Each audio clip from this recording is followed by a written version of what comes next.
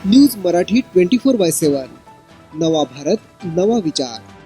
नमस्कार, मी प्रतीक्षा। न्यूज मराठी 24/7 मध्ये आपल्या सर्वांचं स्वागत। तर एक नजर टाकूया आजच्या महत्त्वाच्या घडामोडींवर।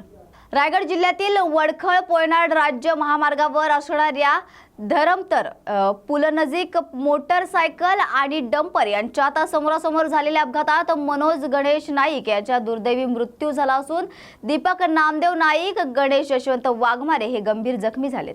1 ऑक्टोबरला सायंकाळी 6:30च्या सुमारास मृत मनोज नाईक हा त्याचे 2 सहकारी दीपक नामदेव नाईक, गणेश यशवंत वाघमारे यांच्यासह मोटरसायकलवरून वडखळ बाजूकडून पोयनाड या बाजूकडे येत असताना अलिबाग तालुक्यातील पोयनाड पोलीस स्टेशन हद्दीतील धरमतर पूल नजीक समोरून येणाऱ्या डंपरच्या समोरच्या भागात मोटरसायकल जाऊन भीषण अपघात झाला। या अपघातात मनोज गणेश नाईक या 22 वर्षीय तरुणाचा दुर्दैवी मृत्यू झाला असून दीपक नामदेव नाईक आणि गणेश यशवंत वाघमारे हे गंभीर जखमी झालेत।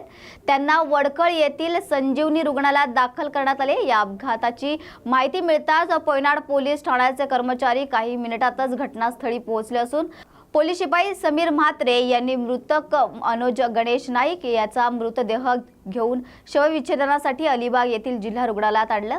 याबाबत अधिक तपास सहाय्यक पोलीस निरीक्षक संतोष दराडे यांच्या मार्गदर्शनाखाली सुरू आहे।